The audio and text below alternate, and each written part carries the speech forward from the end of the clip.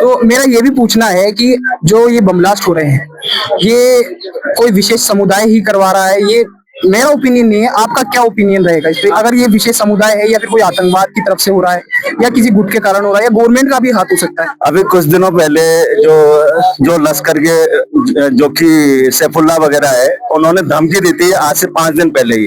तो कहीं ना कहीं उन्होंने ये कहा था कि हम जो ऑपरेशन सिंदूर है इनका, उसका बदला लेंगे।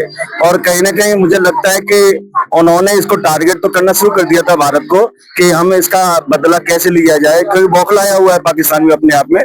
तो कहीं ना कहीं जो आतंकवादी हैं वो बिल से बाहर निकल के आने की कोशिश में है, और वो लग रहे हैं कि कैसे भी करके भारत की अस्थिरता को बढ़ाया जाए और ऐसे हमले कराए जाए। तो कहीं ना कहीं उनका हाथ है इसमें, मुझे लगता है। जी, तो पाकिस्तान में जो आसिम मुनीर है उनको अभी एक पूरी ऑथोरिटी दे दी गई है, तीनों जो जल थल तीनों की दे दी गई है।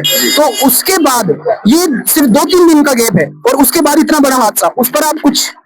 हाँ, मैं शुरू से देखो, आईएसआई जो है वहाँ का संगठन, आसिम मुनरो न केवल सेनाओं के अध्यक्ष, मैं तो कहूंगा कि वो आईएसआई के भी हेड वही है ना, क्योंकि कहीं ना कहीं उनको जो सपोर्ट मिलता है आईएसआई को, वो पूरी वहाँ की सेना का मिलता है।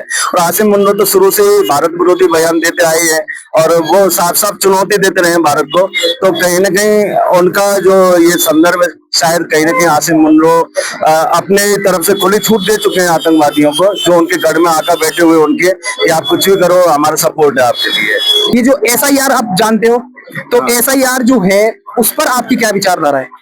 एसआईआर देखो होना चाहिए, क्योंकि जो घुसपैठिए घुस चुके हैं हिंदुस्तान के अंदर और इतने सालों तक एसआईआर नहीं हुई, वो होनी चाहिए। क्योंकि कम से कम जो अवैध मतदाता है, जो अवैध रूप से जो घुसपैठिए घुस चुके हैं हिंदुस्तान के अंदर, उनकी छटनी तभी संभव है। और कहीं ना कहीं ये हमारी जो राजनीति है उसको प्रभावित करती है। रही बात है, आपने जैसे अब इसमें समुदाय विशेष को नहीं ढूंढना चाहिए, हालांकि ये होता आया है कि जब भी कोई आतंकवादी घटना घटित होती है तो कहीं ना कहीं हाथ उन्हीं का रहता है इसमें, विशेषकर विशेष समुदाय का। तो ये कहीं ना कहीं मुझे लगता है कि साजिश भी है। रही बात है एसआईआर की, एसआईआर को जारी रखा जाना चाहिए। सुप्रीम कोर्ट ने जैसे आधार कार्ड को मानने के लिए काफी वो चले गए थे, विपक्षी पार्टियां गई थी। तो कहीं ना कहीं आधार व्यक्तिगत पहचाने में, अभी जैसे नेपाल जाके आया, वहां पर आधार कार्ड को वैलिड नहीं माना जाता, तो सिटीजनशिप क्यों मानी जाएगी उसके आधार पर? तो और जो भी चीज है, एसआईआर को कराना चाहिए, ताकि जो अवैध घुसपैठी है वो हमारे देश में ना घुस सके और हमारे यहाँ की राजनीति को प्रभावित ना कर सके।